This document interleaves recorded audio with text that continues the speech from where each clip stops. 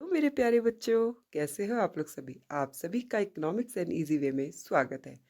आज हम economics and easy way में क्या पढ़ने वाले हैं? आज हम पढ़ने वाले हैं केंद्रीय बैंक के कार्य। आज हम बहुत ही मज़ेदार तरीके से केंद्रीय बैंक क्या होता है और केंद्रीय बैंक के कार्य के बारे में डिटेल में पढ़ेंगे। तो सबसे पहले देखते हैं कि ये केंद्रीय बैंक होता क्या है।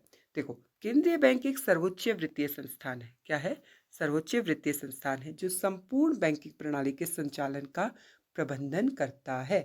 हमारे देश का सर्वोच्च वित्तीय संस्थान यानी कि वित्तीय संबंधित जो संस्थान है उसमें सबसे ऊपर जो संस्थान आता है वो किसका आता है? केंद्रीय बैंक का आता है। और केंद्रीय बैंक के अंतर्गत हमारे जितने भी बैंक है वो सब कार्य करते हैं और उसके अंडर में रहते हैं। जैसे कि अब आपने बोला कि ये केंद्रीय बैंक है, ये हर देश में होता है। हमारे देश के केंद्रीय बैंक का नाम क्या है? हमारे देश के केंद्रीय बैंक का नाम है रिजर्व बैंक ऑफ इंडिया। ठीक है, तो हमारे देश के केंद्रीय बैंक का नाम क्या है? Reserve bank of India. ऐसे ही हर देश का अपना केंद्रीय बैंक होता है जो देश का जितना भी वित्तीय संस्थान है उसमें सर्वोच्च होता है और बैंकिंग सिस्टम का, बैंकिंग व्यवस्था का संचालन करता है। लेकिन मैं एक बात बोलूं, सिर्फ केंद्रीय बैंक बैंकों को नहीं देखता, उसके अलावा भी बहुत सारे कार्य करता है। तब हम जरा देखते हैं केंद्रीय बैंक के क्या क्या कार्य होते हैं। सबसे पहला कार्य नोट जारी करने वाला बैंक, इसीलिए कह रही थी ना कि केंद्रीय बैंक बाप होता है। नोट जारी करने का जो अधिकार है वो किसके पास है? हमारे रिजर्व बैंक ऑफ इंडिया के पास है। यानी कि मुद्रा छापने का एकमात्र अधिकार किसके पास है? रिजर्व बैंक ऑफ इंडिया के पास में है। इसीलिए हमारे जो रिजर्व बैंक है उसको हम ये भी कहते हैं कि नोट छापने में उसका एक तरीके से क्या होता है? एकाधिकार है। एकाधिकार तो पता होगा ना, जो हम बाजार में पढ़ते हैं कि सिर्फ उसी को अधिकार है और कोई पर्सन क्या नहीं करता? नोट नहीं, पर्सन मतलब वो या कोई और भी संस्था नोट नहीं छापती है। सिर्फ भारतीय रिजर्व बैंक ही नोट छापता है। ठीक है, अब जरा देखते हैं असीमित, अच्छा इसको टॉपिक पढ़ रहे हैं इससे पहले एक चीज और समझते हैं। असीमित वैध मुद्रा, जो केंद्रीय बैंक पैसा छापता है उसको हम कहते हैं असीमित वैध मुद्रा। ये होती क्या है? असीमित वैध मुद्रा क्या होती है? जिसका उपयोग किसी भी राशि के ऋण का भुगतान करने के लिए किया जाता है। ठीक है, जिसका हम किसी भी राशि, कोई भी राशि, उसका ऋण भुगतान हम असीमित वैध मुद्रा में कर सकते हैं। लेकिन एक प्रकार की मुद्रा और होती है, सीमित वैध मुद्रा, जिसका हम प्रयोग एक निश्चित अधिकतम सीमा तक ही कर सकते हैं। भी इतने तक का अमाउंट हमें पे करना है तो उसके लिए हम सीमित ब्याज मुद्रा का प्रयोग कर सकते हैं। ऐसे नहीं कितना भी अमाउंट हो उसको हम सीमित ब्याज मुद्रा में प्रयोग करें। अभी आपको नहीं समझ में आया होगा, कोई बात नहीं, जरा एग्जाम्पल से देखते हैं। असीमित ब्याज मुद्रा में कौन आते हैं? कौन आते हैं? हमारा जो करेंसी है, जो हमारी पेपर करेंसी है, वो किस में आती है? असीमित वैध मुद्रा में आती है। वहीं सीमित वैध मुद्रा में क्या आते हैं? सिक्के। क्या हम कोई भी भुगतान है वो सिक्कों में कर सकते हैं? मान लो मैं बोलूँ चलो 1 करोड़ रुपए देना है, कर दो, दे दो, सिक्कों में दे दो। क्या दे दे सकते हो? आप बोलोगे इतने सारे सिक्के कहाँ से आएंगे? मान लो आप सिक्के भी ले आए, आपको अलाउड नहीं होगा। ठीक है, तो असीमित वैध मुद्रा और सीमित वैध मुद्रा में फ़र्क क्या है? इसमें हम कितने भी अमाउंट का भुगतान कर सकते हैं और सीमित वैध मुद्रा में हम कुछ ही अमाउंट का भुगतान कर सकते हैं। तो इसको जरा नोट डाउन कर लीजिएगा, इसके फंक्शन को मैंने लिख के भी दिया है। मुद्रा प्राधिकरण, मुद्रा प्राधिकरण मतलब वही कि नोट जारी करने का एकमात्र अधिकार किसके पास होता है? केंद्रीय बैंक के पास होता है। सिर्फ 1 रुपए के नोट और सिक्के को छोड़कर बाकी कागजी मुद्रा, जो कागज की मुद्रा है उसको हमारे देश का रिजर्व बैंक ऑफ इंडिया ही क्या करता है? प्रिंट करता है। क्लियर है? तो सिक्के और नोट कौन करता है? जो हमारे देश का वित्तीय मंत्रालय होता है वो करता है। ठीक है, तो कई बार ये 1 नंबर के क्वेश्चन में पूछा गया। अब जरा सरकार का बैंकर, किसका बैंकर? सरकार का बैंकर, यानी कि हमारे देश की जो सरकार है उसका बैंकर कौन है? हमारे देश की जो सरकार है उसका बैंकर कौन है? Reserve bank of India. ठीक है, आप कहोगे बैंकर, देखो हमारा जैसा सपोज करो आपका अकाउंट, आपका खाता पंजाब नेशनल बैंक में, तो आपका बैंकर कौन हो गया? Punjab national bank. ठीक है, तो वो आपके लिए क्या करता है? जो कार्य बैंक करता है, क्या करता है? हमारे अकाउंट को मेंटेन करके रखता है। वैसे ही देश का केंद्रीय बैंक देश की सरकार के खाते को क्या करता है? मेंटेन करके रखता है। खाते किसके पास होते हैं? रिजर्व बैंक ऑफ इंडिया के पास में होते हैं, भारत सरकार का, यानी कि हमारी कंट्री का खाता, किसी पर्सनल व्यक्ति का खाता नहीं, भारत सरकार जो हमारी कंट्री का जो पैसा है वो किस अकाउंट में रहेगा, रिजर्व बैंक ऑफ इंडिया में रहेगा।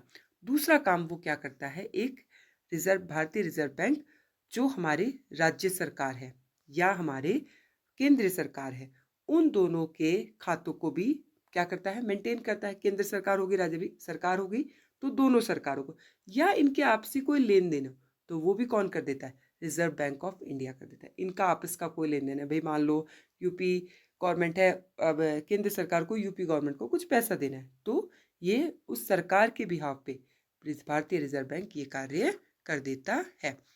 दूसरा, वो एजेंट के रूप में कार्य करता है। एजेंट, एजेंट समझते हो, जैसे मान लो आपने कोई पॉलिसी ली, तो अब आपकी पॉलिसी आपने आपको किसी पर्सन ने बताया कि देखो ये पॉलिसी, इसमें ये फायदा है, वो क्या होता है, एजेंट होता है। तो वैसे ही रिजर्व बैंक ऑफ इंडिया भी एजेंट के रूप में कार्य करता है। जितनी भी सरकार की प्रतिभूतियां उसको खरीदता व बेचता है, किसके बिहाफ पे, सरकार के बिहाफ पे, तो एजेंट के रूप में भी कार्य करता है। तीसरा कार्य, आरबीआई मुद्रा आपूर्ति नियंत्रण संबंधित वित्तीय सलाहकार के रूप में भी कार्य करता है, यानी कि सरकार को वह टाइम टाइम पे सलाह भी देता रहता है कि आपको इसमें ये निर्णय लेना चाहिए, ये निर्णय लेना चाहिए, इस टाइप की सलाहें भी देता रहता है। किसमें, मुद्रा आपूर्ति नियंत्रण में। ठीक है, तो इसको जरा नोट डाउन कर लेना।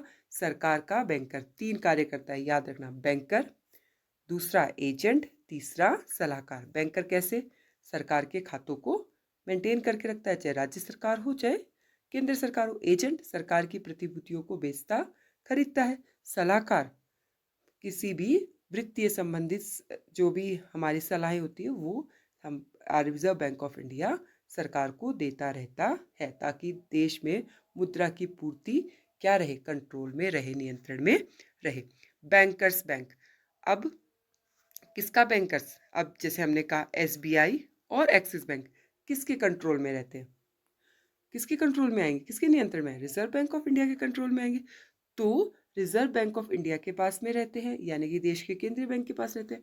अब मान लो एक आदमी है, उसका खाता रिजर्व बैंक ऑफ एसबीआई में, स्टेट बैंक ऑफ इंडिया के पास है, तो स्टेट बैंक ऑफ इंडिया उसके लिए क्या करेगा, जमा स्वीकार करेगा और उसको ऋण प्रदान करेगा। जब भी उसको ऋण प्रदान, वैसे ही रिजर्व बैंक ऑफ इंडिया के पास में भी एसबीआई का खाता होता है। अब वो क्या करेगा, एसबीआई की यदि कोई जमा है तो उसको स्वीकार करेगा और उसको जरूरत पड़ने पे ऋण भी देगा। तो सेम जैसे हमारे लिए हमारे वाणिज्यिक बैंक हमारे लिए कार्य करता है, वैसे ही रिजर्व बैंक किसके लिए काम करता है, वाणिज्यिक बैंकों के लिए कार्य करता है। आप बोलोगे वो तो, आप तो कह रहे थे उस पर पूरा देख रेख करता है, बाप है ये सब, हाँ, तो एक और कार्य भी तो करता है ना।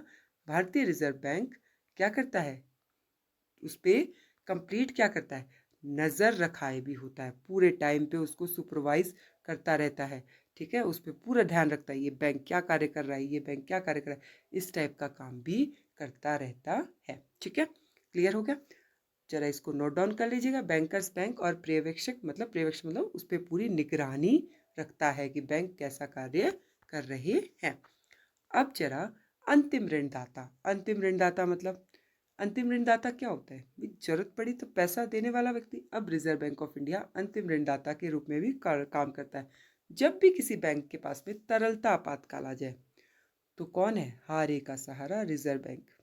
आप बोलोगे हारे का सहारा रिजर्व बैंक, हाँ, जब भी कोई बैंक के पास पैसा ही नहीं बचा, अब वो दूसरे बैंकों के पास गया, भाई यार पैसा दे दो, ये दे दो, लेकिन बाकियों ने मना कर दिया, तो कौन उसकी हेल्प करेगा, रिजर्व बैंक ऑफ इंडिया। तो तरलता आपातकाल में वह अंतिम ऋणदाता के रूप में कार्य करता है। जब भी कोई तरलता संकट आ जाए किसी बैंक पे और वो अन्य बैंक या बाजार से उसको पैसा नहीं मिल रहा, तो उस टाइम पे रिजर्व बैंक उसको मदद करेगा। ठीक है, दूसरा होता है विदेशी मुद्रा संरक्षण। विदेशी मुद्रा, भाई विदेशी मुद्रा कहाँ रखी जाएगी, विदेशी मुद्रा भाई बाहर की कंट्री से जो आ रही है, मान लो जापान से कोई करेंसी आई, यूएसए से कोई करेंसी आई, कोई भी करेंसी है, उसको कहाँ पे रखा जाएगा, रिजर्व बैंक के पास में। तो रिजर्व बैंक पे मुद्रा संरक्षक के रूप में कार्य करता है, जितनी भी विदेशी मुद्रा उसका संरक्षण करता है। और यही नहीं, अस्थिर विनिमय, आपको पता है हमारा विनिमय दर जो है वो बढ़ता घटता रहता है मांग और पूर्ति की वजह से, तो उस टाइम पे इसको स्थिर करने में भी मदद करता है। ठीक है, जिसको हम कहते हैं ना प्रबंधित विनिमय दर प्रणाली, ठीक है, प्रबंधित नम्य विनिमय दर प्रणाली, वो कार्य भी करता है। तो विदेशी मुद्रा का क्या होता है, संरक्षण होता है और उसके उतार चढ़ाव होते हैं उस टाइम पे उसकी मदद करता है। अब आता है मुद्रा आपूर्ति पर नियंत्रण। मुद्रा आपूर्ति पर नियंत्रण भी रखता है, ठीक है। आपको पता है हमारी कंट्री में, हमारे देश में मनी सप्लाई जो है वो ऊपर नीचे होती रहती है, कभी बढ़ती रहती है कभी घटती रहती है। तो इसको नियंत्रण में, इसको ठीक करने में रिजर्व बैंक ऑफ इंडिया का बहुत बड़ा हाथ होता है। इसके लिए वो कौन सी नीति अपनाता है, मौद्रिक नीति अपनाता है, जिसके बारे में हमने पिछले वीडियो में बहुत अच्छे से डिटेल में पढ़ा है, ठीक है। तो रेपो दर, रिवर्स रेपो दर, इनकी मदद से वह मुद्रा आपूर्ति पर नियंत्रण करता है। तो आपको समझ में आ गए होंगे हमारे रिजर्व बैंक के फंक्शंस, रिजर्व बैंक के कार्य। तो समझ में आए तो थैंक यू सो मच, और प्लीज़ वीडियो को शेयर और सब्सक्राइब तो कर ही दिया करो। Okay bye.